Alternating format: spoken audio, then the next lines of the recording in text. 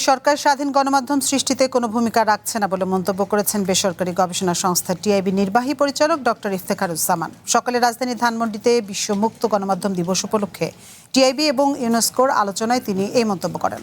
এ সময় প্রধানমন্ত্রী উপদেষ্টা ডাক্তার জাহেদুর রহমান সরকারের যৌক্তিক সমালোচনার পাশাপাশি গণমাধ্যমগুলোকে আত্মসমালোচনারও আহ্বান জানান। সরকারের উদাসীনতায় স্বাধীন সংবাদ মাধ্যম চাপে, এমন মন্তব্য করেছেন গণমাধ্যম সংস্কার কমিশনের সাবেক প্রধান কামাল আহমেদ। বিশ্ব মুক্ত গণমাধ্যম দিবস উপলক্ষে টিআইবি ও ইউনেস্কো আয়োজিত আলোচনায় তিনি বলেন, সম্পাদকরা স্বাধীনভাবে কাজ করতে পারছেন না। আরও যোগ করেন, মফস্বলে সাংবাদিকরা সহজেই হামলার শিকার হচ্ছেন। সম্পাদকরা স্বাধীনভাবে সিদ্ধান্ত নিয়ে তার পেশাগত দায়িত্ব পালন করতে পারেননি। সেখানে মালিকের একটা নিয়ন্ত্রণ, একটা প্রভাব পুরোপুরি জারি রয়েছে, জারি ছিল। এগুলোর অনেকটাই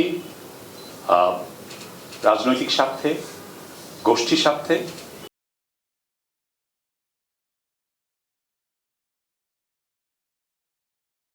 ব্যবসায়িক স্বার্থে, ব্যক্তি স্বার্থে।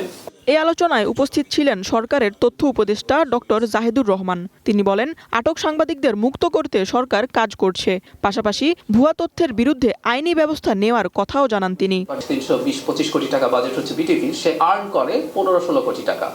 সো পুরোটা একটা সাবসিডাইজড প্রতিষ্ঠান। আদৌ কি দিচ্ছে, এটা আমার নিউজ দিচ্ছে কিনা সেটা জরুরি না আমার কাছে, কিন্তু ও আদৌ কি দিচ্ছে আসলে এটা তো দেখতে হবে। ইটস পাবলিক মানি। এছাড়াও সাংবাদিকতায় দলীয়করণের প্রসঙ্গ তুলে আনেন টিআইবির নির্বাহী পরিচালক ইফতেখারুজ্জামান। বর্তমান সরকার স্বাধীন গণমাধ্যম নিশ্চিতে কার্যকর ভূমিকা রাখতে পারছে না বলেও মন্তব্য করেন তিনি। এরকম পরিবেশ সৃষ্টি করতে হবে যাতে করে সত্যিকার অর্থে media freedom, media can work in freedom.